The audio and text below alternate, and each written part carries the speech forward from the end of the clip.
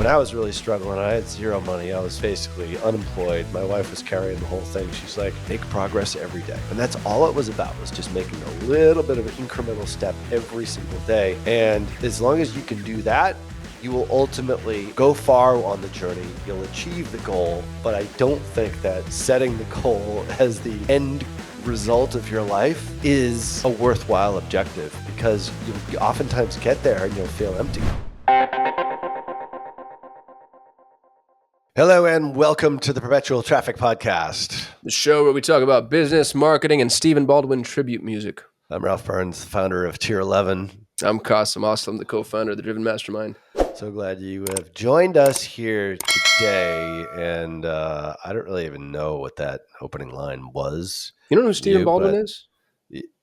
Oh, that's one of the Baldwins? The weakest Baldwin brother? The yeah, weakest Baldwin. Yeah. Oh, okay. I didn't get the reference initially. Yeah. He was in Usual Suspects. It's his only good movie. And then he was in Biodome with Pauly Shore, and then a bunch of just garbage. Right. Yeah. Still, I'm a big Alec Baldwin fan just because of one movie alone. Can you guess what that movie is? Is it Skinny Baldwin or Fat Baldwin? It's handsome, slim Baldwin, rich Baldwin in a sales movie. Oh, Glengarry Glen Ross. Of course. All right. I was about to say, if you didn't know that one, I mean, ABC. Yeah. He always did great. Be closing. Yeah. Third place, you're fired. Yeah. We still quote that to this day. The reason I fell in love with my wife is she started quoting that movie like out of thin air. I was like, wow, this is the woman for me. Meant to be. I know it was meant to be. Great movie. Well, great scene. I don't know if it's a great movie. It's a great play. And as far as plays made into movies, it's one of the better ones. The best play made into a movie is The Birdcage. I'll go to my grave saying exactly that, and I'll fight somebody to death if they disagree. Have you ever seen The Birdcage? I have not, no. Dude. Are you kidding? I'm missing. Oh, God. It's amazing. Robin Williams, Nathan Lane, Hank Azaria, Gene Hackman. In it. Right. I've never actually watched it, though. Oh, goodness. It's so good. That's a writer downer, because I keep like a running list of all the movies and the podcasts and the books. Like, we always talk like pre-record of different books we want to read and so forth. I keep a whole list. So The Birdcage, all right, it's now written down. It's now on the list. Yeah. So, Birdcage is great. Because, you never want to get you got like 2 or 3 hours to watch a movie and you're like, what do I watch? Right. I go right to that list. And then I put the name next to it. So Birdcage Kasim. Yeah. So it gives a little priority there, because that makes it pushes you. I'm glad that you'll associate me with that one too. Because when you watch it, you'll be like, oh, all right. It's like, oh, this is very Kasim Aslami. Well, today we're going to be examining you a bit. Oh no. Yeah. It's like you're going to the psychiatrist. I'm pretty good at asking questions. I've never been to a psychiatrist in my entire life, but I've been to therapists that I've never been to a therapist. No? Oh man, that's maybe been powerful for me. I think I maybe need one. Yeah. I've greatly enjoyed therapy for all the reasons. Really? probably the people that have never gone are the ones that need it the most. Yeah, well, that's what a therapist would say. It's not for everybody, but I'm not I think you have to kiss some frogs. Yeah. I don't believe in the Freudian school of therapy says that you just talking, regardless of to whom, as long as there's a warm body in the room, you end up kind of therapizing yourself. And my experience has been something of the opposite. I really like having a strong mirror and somebody who's willing to challenge me. Mm-hmm. So if you're going to try the therapy thing, like try different people. And then most therapists work in 50-minute increments. And I think that's an error. I think that you need to have a couple of hours per session. Otherwise, you just never really get deep. Interesting. It's like, you're getting into something good and all of a sudden it's like, time's up. Time. Yeah. And you can't, it's not like they always say, we'll pick this up in our next session. It's like, no, you won't. You can't. There's so much to having gotten here, not just in terms of the narrative, but also just in terms of like your emotional accessibility. But I like that we've destigmatized therapy, especially for men, because I just think it's so important. I'm a way better dad because I've been in therapy. That's interesting.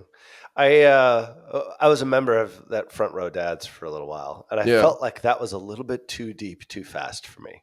That, you know what I mean? Well, and the meeting you went to was nuts. Like, we went far. God. I was like, I felt like I got therapy from unlicensed professionals that weekend. And I'm like, well, and a decade's worth of therapy in that one event. I really enjoyed it. That's the type of thing that I love going deep, going fast, but yeah, you were thrown into the deep end without floaties on that one. I hated it. Yeah. Absolutely hated it. And the funniest line was I came home from that. So if you're not a front row dads, like I think the organization is great. I think John is an amazing human being, and I can totally understand why it's such a successful organization, especially at the mastermind level. It Mm, just wasn't for me. And sure. when I came back, I didn't tell my kids that I was going there. This is basically a way to, to become a better father, husband, all these sorts of things, just person, just in general. So I can see the value of it. They're like, my oldest is like, Dad, why the fuck were you going to that thing? You're a good enough dad. I mean, have we ever told you that? I guess we really haven't. I'm like, yeah, well, you maybe should have told me that before I plunked down the 5K. But the point is it just wasn't really for me. It was too deep too soon. So, but for you, you get a lot out of it. I think everybody, everybody processes and high wall, low wall. I've talked to a couple of different people about this. I've got a high wall, then I've got a low wall. It sort of seems like in that group, you got sort of a low wall and then a low wall, like to get like in. There are some medium walls in the group for sure, and some people Okay, that choose to engage to a lesser degree. I'm going to ask you an intrusive question, if you don't sure. mind. How was your relationship with your father? That was great. Yeah, Really. dude, I think that's the common denominator. I All the absolutely loved dudes, him. yeah, all the guys that really want to go really deep, really fast in groups like that, generally speaking, are guys that didn't have great, like they missed the connection with the patriarchal substructure, and they're Yeah. trying to replicate it or find it somewhere else. You already had it, so you're like, I don't need to do this with you strangers. I Yeah. had this with my dad. Yeah, we had a very special bond. I always I sort of love that, feel man. What was his name? uh Gail, Gael. Gail Burns. Gail Burns, and my mother's name still is. She's still alive. Is Bert. So Gail and Bert. That was always the joke because you would think that Bert would be the dad, Right. That's funny. and Gail Well, they would be the sound like a mom. traveling roadshow. Like, oh, I'm going to go see Gail and Bert, And Gail and Bert. the comedy duo. Yeah, it was good. No, they were good, but there was my dad was an artist. Ended up starting an ad agency, believe it or not, No with a way. with a friend of his. Yeah, a The two-man family ad legacy, agency, then. a family legacy. We like when he had dementia and was sort of falling apart. All of a sudden, I realized it. Like, holy crap, Dad! Like, you started an ad agency. I started an ad agency. Mm. Remember, he was like, it was one of his more lucid moments when he had dementia. He was like, "That's an amazing coincidence, isn't it?"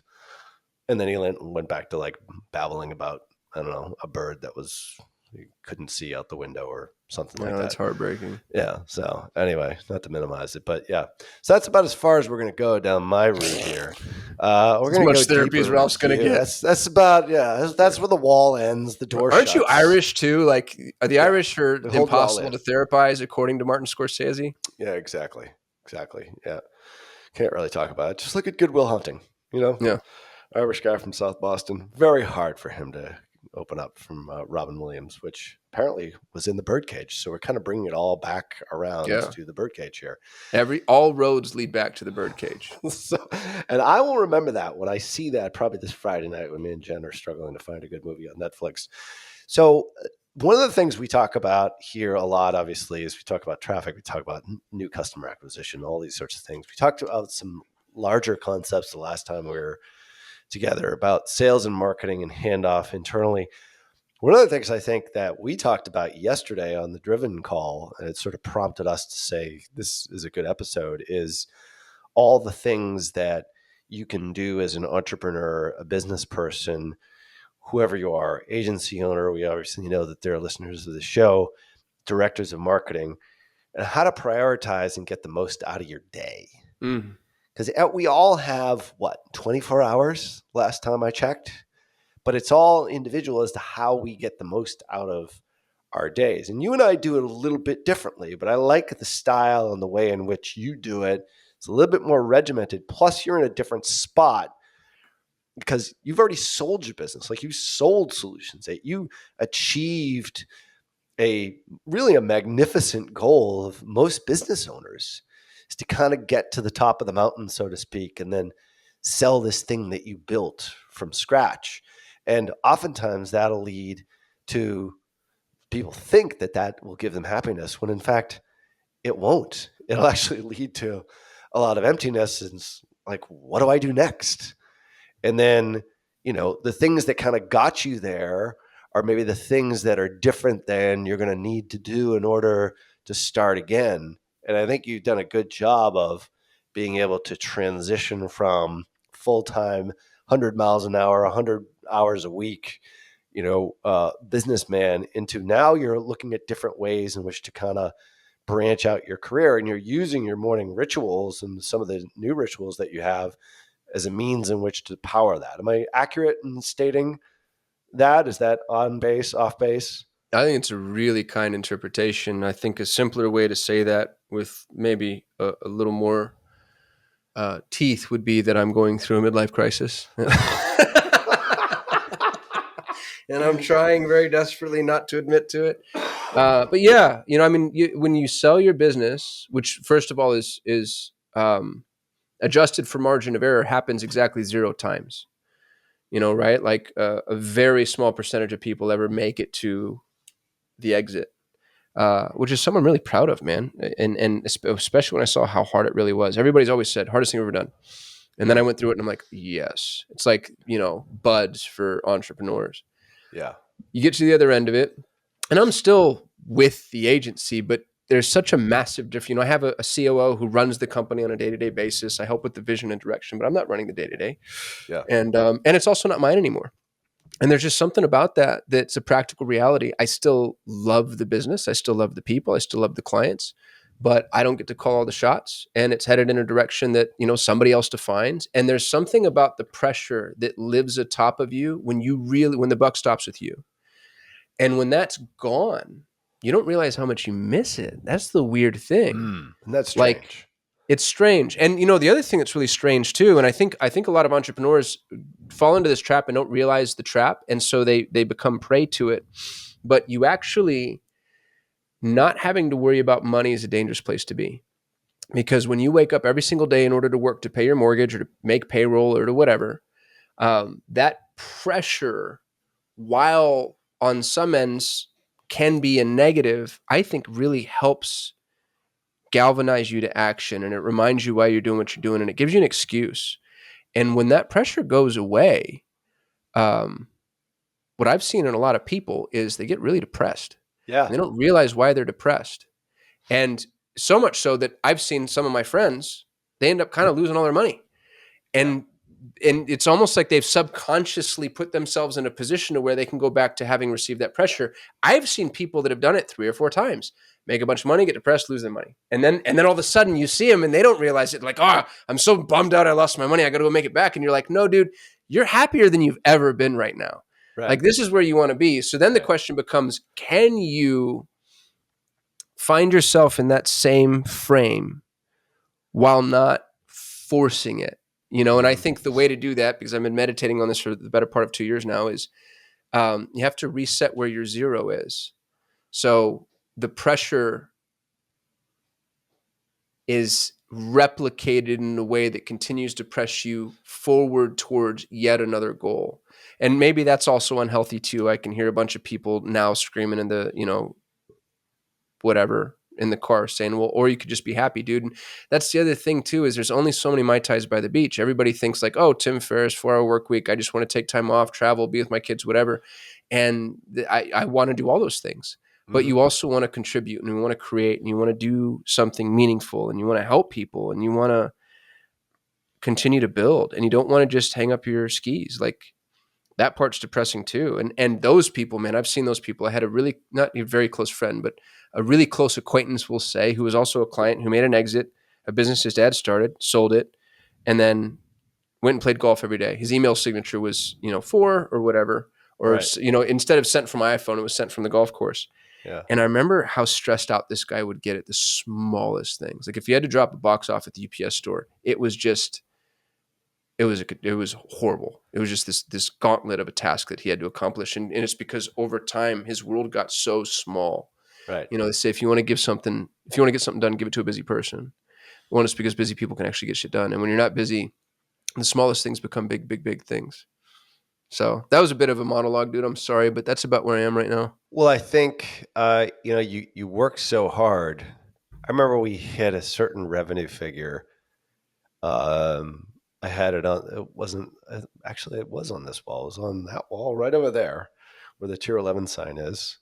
Probably can't see it on the camera, but uh, and it was a certain figure that I wanted to hit, and I wanted to hit it for like 10 years, Mm. and I finally hit that, and I was like, I remember I saw my son later that day. He's like, "Dad, why are you so down?" He's like, "You ever accomplished everything you ever thought that you could accomplish in your life, and then it just isn't enough?" And of course, at that point in time, he's like 19. He's like, "No," I'm like asking the wrong person. I was like, "Well, just keep that in mind. Never set like a goal and think like that's the end result." What I've figured out since then, and that was like 3 or 4 or 5 years ago now, is that it's not the goal, it's the journey It's the pursuit. itself. If you're Yeah. not excited by the journey, the goal doesn't, the goals do matter for sure. Like we have a goal by the end of 2025. I'm not going to say what it is, but it is an exit related goal. It doesn't necessarily mean I'm going to exit from the business, but it is a goal we have set, and it's a stretch one, but it's because I set that goal. Now the journey itself is now that much more interesting because we have a specific and finite destination.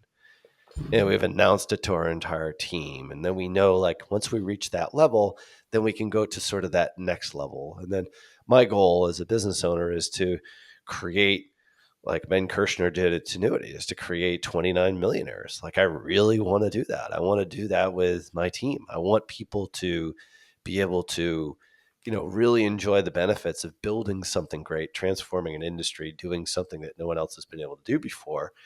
And it's not the goal though. So the goal is there, but I know once I'm there, it's not the finish line. The question is what sort of happens after that and what Mm-hmm. that journey will continue to be, because it really is the journey and not the destination.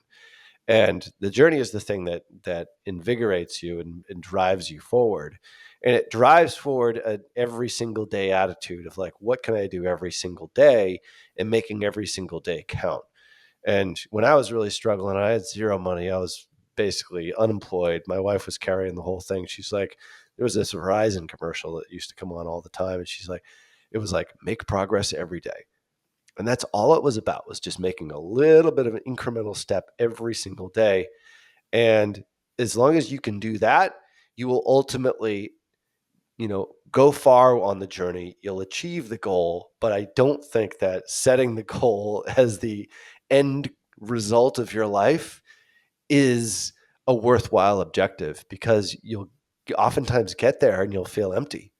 Yeah. And I have friends who have sold their businesses and, just bought every toy they possibly could and just tried to fill up their days with all these fun activities. And then next thing you know, 3 months later, they're starting another business because they got bored with there's too many Mai Tais on the beach scenario, Yep. like you mentioned before.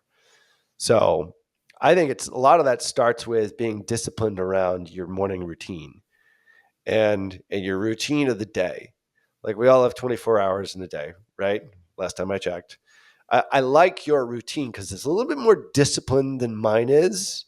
And I think we talked about this yesterday on the Driven call. And I think that's driving forward on this new journey that you're on, this new path, in order to, create the company that you're looking to create. And you've already had early successes with it. But maybe let's talk about like your morning routine and morning rituals, and maybe people can get inspired by that. I want to make a disclaimer before I jump into this. I saw this video that Hormozy put out, given that he's the new philosopher of the day, and I really like him. He's the new Aristotle. Yeah. Yeah. He said that he sees this kind of cliched sequence of events where, dude or dudette works really hard, does the 80-hour-a-week grind, gets successful. Because they're successful, they have time. Because they're time, they start doing things like, waking up early, doing a cold plunge, doing the sauna, journaling, whatever. And then they start attributing that to their success. And I did exactly that.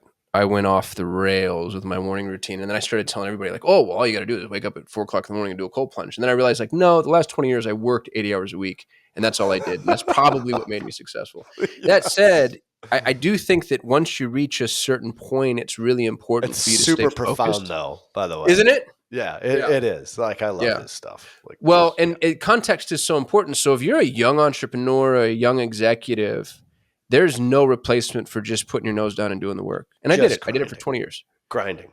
Yeah.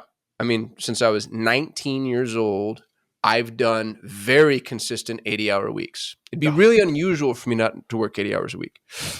10 years straight with 5 hours a night sleep was basically my 10,000 hours. Easy in this industry. Easy. Yeah. The funny thing about that is so many people came out of the woodwork at the time and were like, oh, you got to slow down. You're going too hard. This isn't productive, et cetera, et cetera. And those same people now are coming to me for advice. Like, how do you do that? And I'm like, you watched me do it, you know, and it wasn't all productive, but that's the hard part is trying to figure out what works and what doesn't. And you need a lot of at-bats. You know, I think that Malcolm Gladwell's 10,000 hour theory, there's some flaws in it, but fundamentally, I think it's really sound. Yeah. You just need to put the time in. Once you've gotten to a place, though, where you can rest a little, that's where I am, and that's where some of you are listening. I think it's do or die time, and I really mean that. And I see this with people of a certain age. My business mentor is 70 some, actually. I think he's like 72. This is Gigi. Yeah, dear God, he's been on the show. Yeah. One of the smartest men I've ever known in my entire life. But dude, is he a young 70? Yeah. Mountain bikes, climbs, still works, still does deals, buys and sells companies, raises money. He's a young 70. Dude, if he lived another 50 years, nobody would be surprised. Right. But then you meet those people that are 70 and it's over. They are old 70s. And the thing about it is it doesn't have to be 70. You can be a young 40 and I'm 39 years old. You can be a young 39. You can be an old 49. And the worst thing that can happen to you is you no longer have to work because it's real easy to get lazy, sleep in, do the things that you want to do, only, like treat life like a vacation. I think that's the worst thing that can happen to a person. And so when you're at it, when you reach the point where you can rest, don't be tempted by it. Because your brain quite literally atrophies, like you start to die in ways. So with that said, the routine I had last year was way more intense because I have some health issues. And so a lot of it was built around health. This year I've been a little softer on myself, but I wake up early every morning. That I think is the cornerstone habit. I wake up at 4 o'clock in the morning. And you might think, it's too early. And maybe it is, maybe it isn't. For me, it's perfect. But dude, I like it because my first few hours of the day, first of all, it's when you're most productive. And that's scientifically backed in a number of different ways. You know, you're more energetic, more alert, more capable, and nobody else is awake. Nobody's going to bug you. And so whatever it is that you want to do, it becomes yours. And you get to kind of, when you start your day that way, it sounds so stupid and it sounds like a bumper sticker, but nothing can go wrong. You know, it's just like I've dictated the direction and the temperature of my day, and you start out in the driver's seat as opposed to rolling out of bed right when the alarm goes off. You've got a half hour to get ready before you get the kids to school, and then you got to jump into a call, and then you're just constantly feel like you're behind.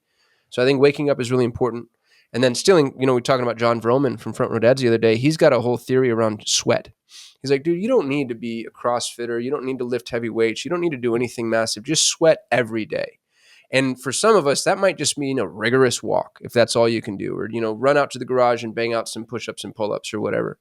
When I wake up early and then meditate, sweat, journal, and that's my morning. Is if I'm able to do those things, for me, meditation is really, really powerful. I consider it a spiritual practice. You don't have to, but you could say meditation and prayer, some level of communion with that which exists outside of yourself or is hierarchically speaking above you. I think, especially as I get older, and this is the way that everybody goes, it's a classic cliche. I just think it gets more and more important. And maybe that's just me feeling my mortality a little, but it centers me and it reminds me of things. I don't lose my temper with my kids as much, and I'm kinder and more, gracious with people and with myself. I know you mentioned, Ralph, earlier, I don't know if it was while we were recording or not, that you don't journal. I love journaling. I love journaling for the moment. It clears my thoughts. And then I love looking back on my journaling. And the thing that I've noticed about my journaling that used to frustrate me, because I've journaled for 20 years, is I used to get really pissed off at myself because I'd be journaling and then I'd have these ideas that I'd have to like, oh, go take a note, go send an email, go whatever. And it was just recently that I realized that's the power of it. Like as I'm journaling, I'm getting ideas that I wouldn't have had except that I'm journaling. And I journal a lot just about like what's going on. And I've noticed that as I write, I think. And if I really want to understand the things that I'm feeling, the best way to do that is to write them out and then just, get very Socratic with myself. The thing that I'm obsessed with now, which was kind of the catalyst for the Driven call yesterday, is creation. And I feel like this should be true for all human beings. And this is going to get real esoteric. So everybody, you can tell us how much you like this conversation. Go to perpetualtraffic.com/telegram. Jump into the conversation. Let me know if this is stupid and, you never want to hear anything like this again or if this was worth your time. That said, my current working thesis is all humans are here to be creators in some way. I'd almost use the word artist, except that it comes with so much baggage, but we are here to build, create, develop something. And that can be whatever that means for you. If you're a teacher, you're creating little humans. If you're an artist, you're creating your art. If you're a software developer, you're creating software. If you're a business person, you're creating businesses. And not all the creations are tangible. You could be creating a process, ideas, whatever, thoughts, concepts. But we're here to create. And it's the closest we'll ever get to God.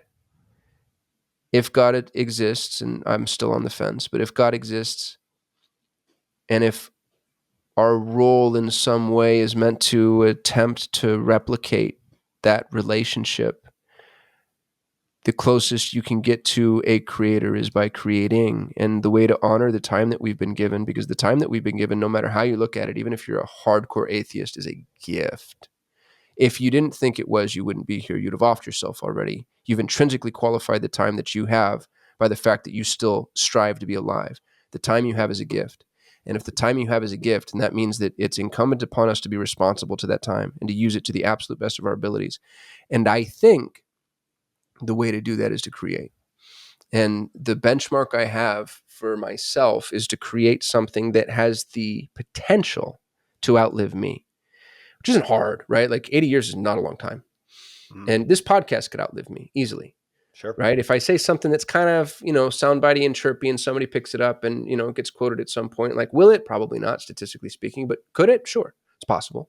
So this podcast episode is something that I could put on I track it in a Google Sheet. What did I create today?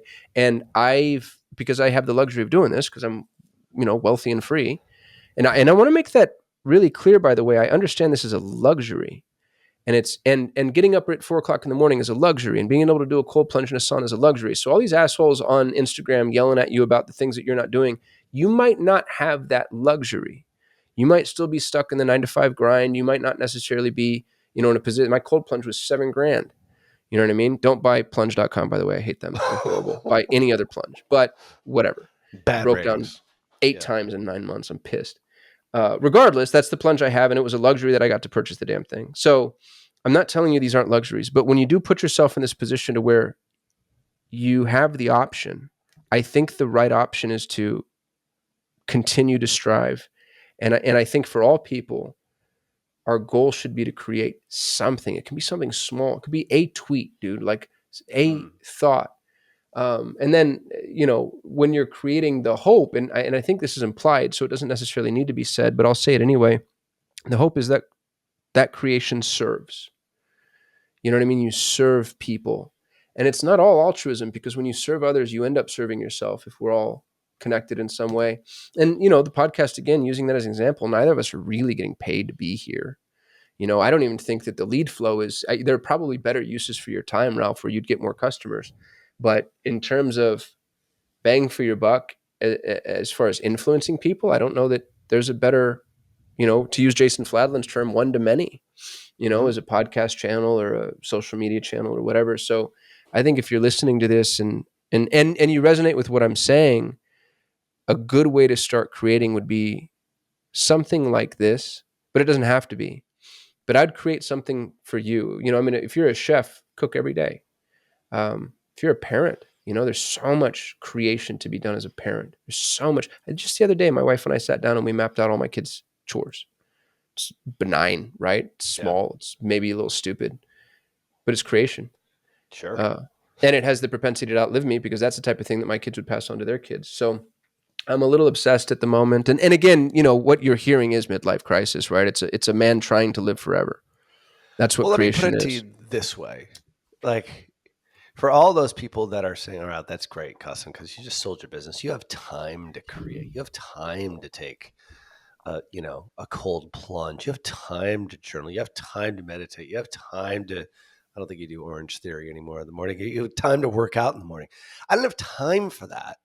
Like I have a side gig and I'm working a 50, 60-hour week and I'm trying to bust out and I'm trying to leave that job to ultimately become an entrepreneur. Or maybe I'm just starting a business and I'm working 90, 100 hours a week because I don't have the money yet to be able to hire a staff and have 100 people in all these different countries and do all the things that you're doing right now. If I'm listening to this and I'm thinking that, because I know some of you are, because I'm putting myself back to those spots. When I was there, I'd be like, this guy's full of crap. But what did I do when I was in that spot? I did create. You had to. That's I the only way to had get out of to. that spot. To get out of that spot, you've got to create. To get beyond what you're doing the day to day, you do have to create. You don't get out of the rat race unless you create something that gets you out of the rat race. All right. So for the last half hour or so, we've talked about your routine. I get it. I understand it. I see it, but I actually disagree with it. I used to try and do this early morning routine because everyone said that I needed to do it. Yes, I read The 4-Hour Workweek by Tim Ferriss. Yes, I've listened to all these podcasts that says you have to have a morning routine.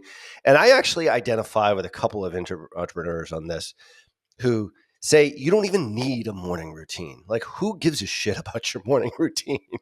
But when I really think about it, I actually do have a morning routine. It's just that it's variable from one day to the next. And it's less intense than you.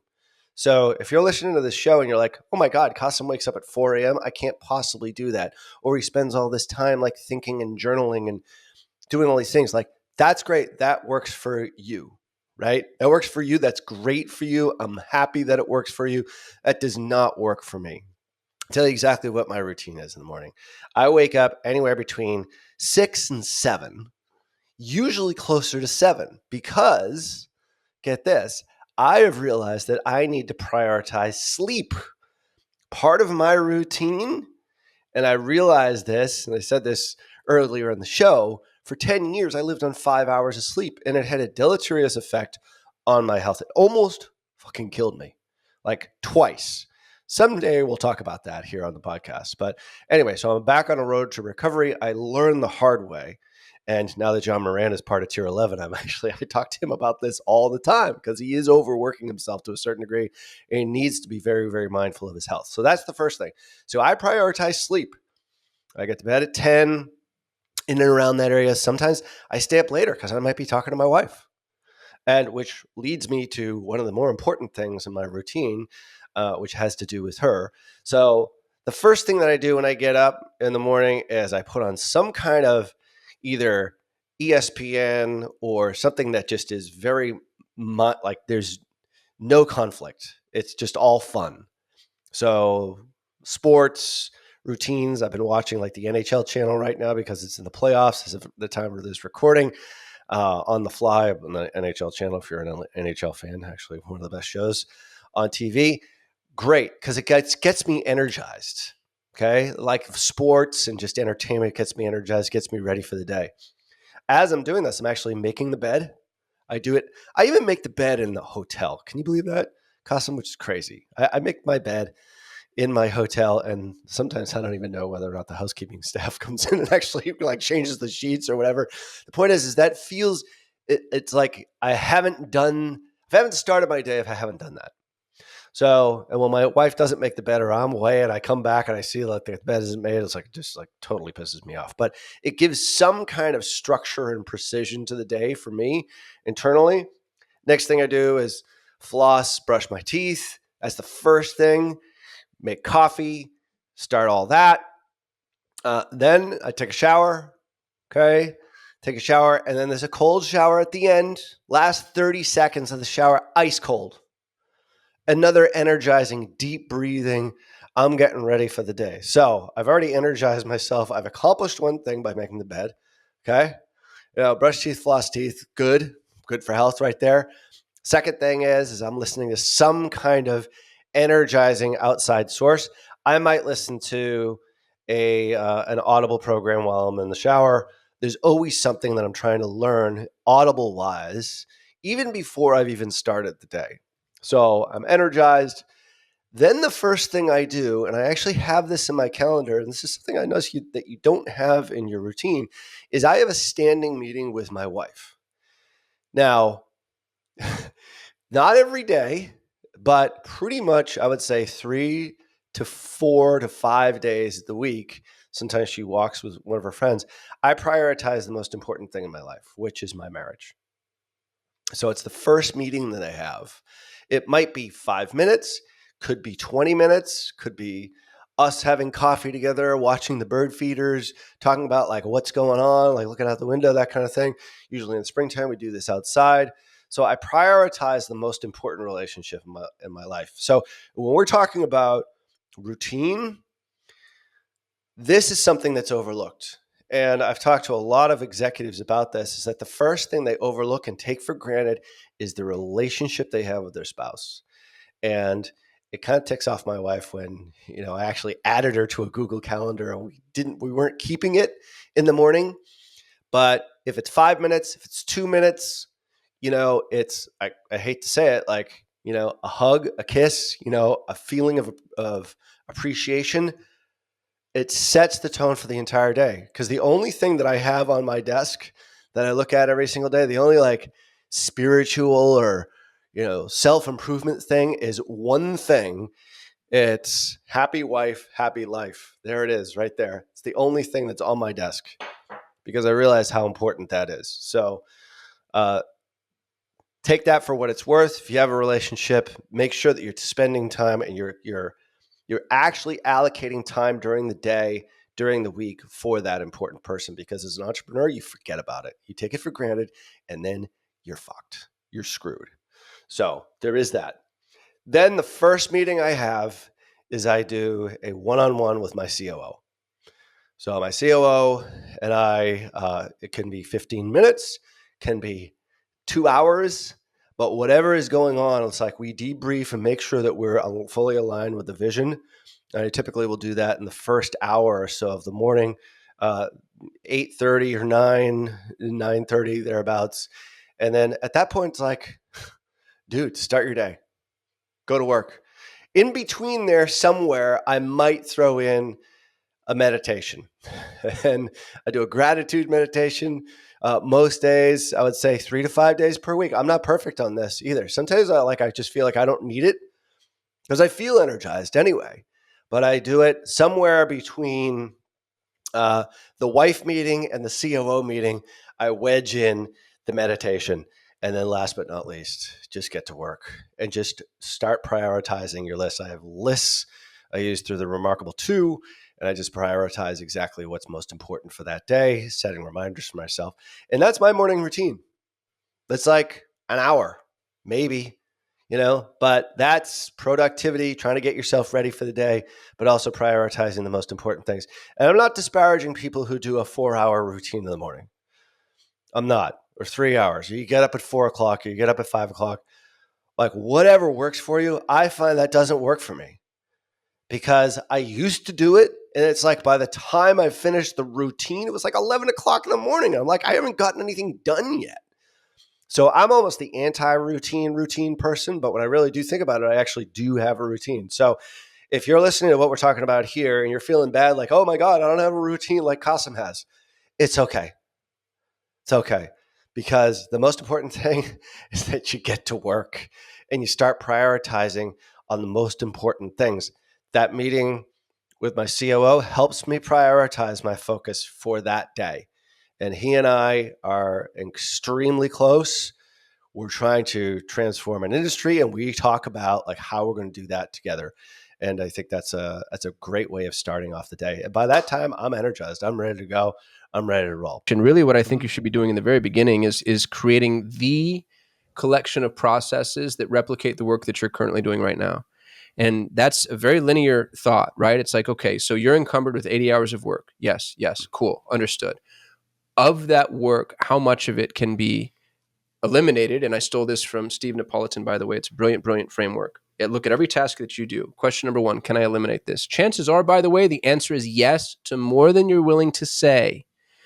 There's so many tasks that you can eliminate if you want to be ruthless and focused. So many meetings, so many clients. I just did it's so funny. We just did a meeting this morning with another agency I own, and I found that one of my most important services, I make 2% margin on. I make $3 a month on a $150 service. And it's the most prolific service we have in this particular agency. Now I'm going to keep it because it's also foundational, but I make zero money. And so if it wasn't foundational to other services, then that's the type of thing that I could absolutely eliminate. What can you eliminate? If you can't eliminate it, what can you automate? There's so many things that you can automate. And that's what you build. That's what you create. What's the, even just scheduling. If you don't have a booking link at this point in 2024, are you freaking kidding me? A booking link or an EA, somebody who takes the lift off of, can you meet Tuesday? Yes, I can. How about 3 to 4? Awesome. 3:30 works for me. Sorry, since I sent that, I booked him. You know what I mean? Like, are you joking right now that you still do those easy things? To be able to do it, right? Oh, God. So can you eliminate it? Yes or no? Can you automate it? Yes or no? Can you delegate it? Yes or no? Those are all things that you can build and create. And when you're creating those things, you're giving yourself margin. Stephen Covey talks about this in quadrants. There's 4 quadrants to the categorization of tasks, and the only 2 that really matter are quadrants 1 and quadrants 2. If you think about the first column, if you split the 4 quadrants up into columns and rows, the first column is important. The second column is the first column is urgent. The second column is not urgent. The first row is important. The second column is not important. Half of the shit that we do every day is not important. Here's how you figure that out, by the way. Go print out your calendar. Do this right now. If you're really interested, if you really want to challenge me on the logic here, the thought process, print out your calendar. This was given to me, by the way, by a mentor. And then put a $sign next to anything that's monetizable. Immediately monetizable. Like that meeting made you money. Put a $sign next to it. And then figure out the ratio. How much of your time is spent making money versus how much of your time is spent doing something else. And if you want to, you can make meetings that attribute to but don't directly, what did you say? That contribute to monetization but don't directly monetize. You can make those neutral. So you have positive meetings, $sign, neutral meetings, and then what are your negative meetings? They cost you time, they make you no money. All of that, eliminate. And if you really want my advice, and this is the thing that I did as a young entrepreneur that actually made a big, big, big, big difference, and it has to do with waking up at 4 o'clock in the morning, you pay yourself first, which is a mantra. My mom used to say that all the time. She was a nurse before she went blind. She had a very, very, very low ceiling on the amount of money that she could make. But she always said, pay yourself first. So any amount of money that came in, she'd put 10% away. Pay yourself first. Pay yourself first. I don't think that's true just with money. I think that's true with time. And for entrepreneurs, it's especially true with time because you're the most important, valuable resource you have, and you're the hardest to scale. So wake up whenever you need to wake up in order to give yourself, I like 2 hours. I like 2-hour blocks because I've noticed that if I'm really going to create something that's functional, I need about 2 hours to get it done of uninterrupted time. And the very first thing you should be doing every day is creating. And you should be creating something in your business that replicates the processes that you're currently doing manually or the processes that your team is currently doing manually. And if you don't think that's possible, get out of business. You don't belong here. You don't deserve it. You are wrong. And everybody who's successful has proven that over and over and over again. If you were just carrying rocks up the mountain like a mindless drone and thinking to yourself, this is the only way to do it, quit and get a job. That's actually a better life for you, by the way. You get 30 days paid time off, you get benefits and medical, and you get to work around other people, and the buck doesn't stop with you. If you don't think what you do can be improved, you're not an entrepreneur. You're hiding, you're faking it. The entrepreneurs know this can be done better. That's what entrepreneurism is. And so create the mechanism through which you can do that better. Sorry, that got really aggressive. However, I will take the opposite stand of that. There are plenty of people that I know that trade dollars for hours in their own business and are probably more self-actualized than I am because they just realize it's like working for myself, having a good enough living, not aspiring to build a Oh, dude, great they're better company. people for sure.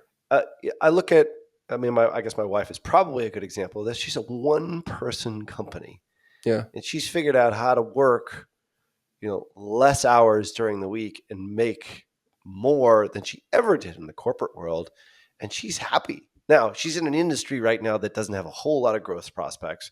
That's fine, primarily because the internet has sort of killed most of her business. But the point is that there is another side to this. And if you place everything with a money frame, I think you're taking out one important part to this, is that some people just have joy in doing things that might not even make them money, but it makes them happy. Because No, at the I end of the do. I day, absolutely agree. But I actually think that that's something of a sock puppet because that's not what we're talking about. Like if we were talking about how to build a lifestyle business or how to set yourself up just so you can, like really I want to go work at the soup kitchen and I want the ability to pay my bills so I can do that. That's a separate conversation. I think what we were talking about, and you correct me if I'm wrong, is how to be a growth-minded entrepreneur. How do you build something bigger than you? How do you win? How do you go for the gold? How do you exit? How do you make millions, tens of millions, hundreds of millions? but here's my challenge to you on that, is that a lot of people, they're programmed to be that way, and in fact they don't actually want it. Mm, And then they butt up against it, and they're realizing, like, and this is one of the things that I've noticed, like, where we have been doing a fair amount of acquisitions recently. There's a lot of people that don't really want to be entrepreneurs, but want to do the thing that they really love to do. yeah. And those are great acquisition targets for us, because we want their skill. But hey, I'll run the business. I'll be the CEO. I'll handle all the other stuff. We'll handle the sales. We'll handle the marketing. We'll handle all the billing. We'll handle all the, the people issues, the HR, all that stuff. Like, I just want to create. I just want to do Google Ads. I just want to do the creative. I just want to, like, do CRO. I just want to fill in the blank as to what it is. And I found that there are a lot of people out there. They were sort of programmed to become entrepreneurs and start a business, and then all of a sudden they were accidental entrepreneurs, and they Yeah. realized that they actually didn't want to get to that level. So, to your point, if you want to build something that maybe outlives you and runs without you, great, go for it. But if you reach that fork in the road where you're like, I actually don't want to do that, that's okay too. Not just two, that's better. Why, dude, I In envy a that. lot of I ways. envy the person that loves what they do so much that they want to stop and just do that. Yeah. Dear God, what I wouldn't give.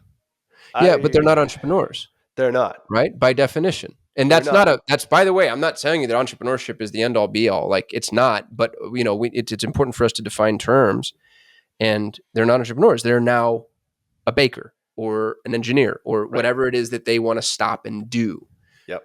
They enjoy the craft. They enjoy the Right. creation part of it, and that's it. And that's as big as they want. I'm not. This conversation is about, yes, as an entrepreneur, how do you become a real entrepreneur? But I'm just saying, like, stopping short of that, I've seen a fair number of businesses think that's what they want, when in fact that's not what they want. 100%. And we've done this with, I would say, half of my leadership team were those types of people. But now that they're intrapreneurs, like inside an organization, and having, a say in what that ultimate success is, they're a hell of a lot happier than they were when they were running a business and having to worry about all the other sorts of things and having to set up systems and having to do all these things. Because now they're doing things that they really, really enjoy doing. And it's one task or two tasks that, gives them joy. So I think there is sort of the flip side of the coin. Yes, that's like everything that you said about how to build, I 100% agree with. The second part of it is that don't be brainwashed by the world to think like you need to do that if it doesn't feel right. And I know a lot of agency owners and a lot of businesses that have gotten to that point, and it's like, all right, hey, that's cool. You know, uh, I have friends that are, they're still in sales. Like, they are salespeople. They are self-actualized salespeople. They never wanted to become sales managers. They never wanted to become directors. They never wanted to aspire to anything greater. They just wanted to do that one thing. And I was sort of jealous of them a bit. Mm. It's not like they're lazy or they're bad or they're slackers. They just figured out, this is the thing I want, and that's it. There And was I a don't want gal to that go any worked for farther. me. She was one of the best employees I've ever had in my entire life.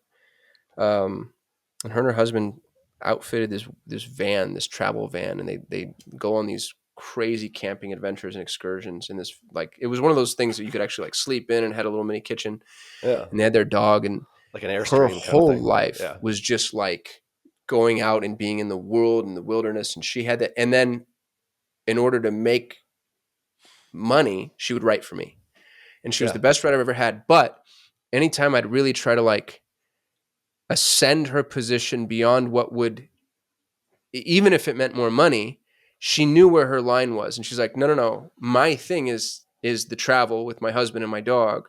I just write in order to enable that. The minute that encroaches on it, it's over. And I envied that more than I'll ever be able to say. I wish I had that love for something the way that she had that love for it, because that's when you stop and you go do that thing. Yeah. But you know what, dude? In my defense, I think maybe the thing that I actually love is building and growing businesses. See, that might be it. You know, like it just sets me on fire. You know, it's the most fun thing I've ever done in my entire life, and I'm good at it. I can't stop doing it. So I agree. It's like such. I remember, you know, when we got to that level, like that goal, and I hit it, and I'm like, now I'm just like a day-to-day manager. Like, I need to set a bigger goal. I need to set the next goal. But I was depressed for like weeks at a time. This is in and around like right before the pandemic, or right around that time. It's like 4 or 5 years ago. And then all of a sudden I got re-energized by a new goal. Yep. And I felt like I was starting again. I was starting like a new business. Right now. I feel like I'm starting over. Yeah. So it's like, it is that energy of it. It's not necessarily the thing that you're doing. It's just like the idea of building it and creating. Yeah. And if you ever listen to The Secret, which is one of my favorite, woo-woo books of all time, they always say, we are creators. Going back to your creator idea, I think it's a great thing for people to keep in mind. Mm-hmm. And that way you might create something that will outlive you. You know, people might be listening to this podcast 20 years from now. God knows. I hope I'm alive in 20 years. Hopefully we're still alive. Yeah. I have like a less of a chance of you, but anyway. I don't know. Well, I don't know, actually. I don't know. We have had some of those conversations. You never know. Tell. I don't know. Yeah. Well, if you've enjoyed this show, we went off a little bit here. We're not talking about traffic. Tell us what you think over on our Telegram channel, because we're just. I'm in there now. You shamed me to be back in there. Did. Shame's a powerful motivator. I lost my voice, so I couldn't get into Telegram. That was it. That was my excuse. No, I didn't actually lose my voice. But anyway, we're back in there now. Appreciate all you folks there. We've got like over 100 people that are in that group right now. It's amazing. So perpetualtraffic.com/Telegram.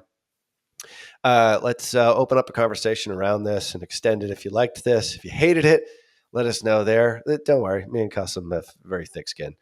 But also make suggestions for other shows as to what you want to see. And not all agency stuff. I know we got a lot of agencies in there. We've talked the agency thing here for a while.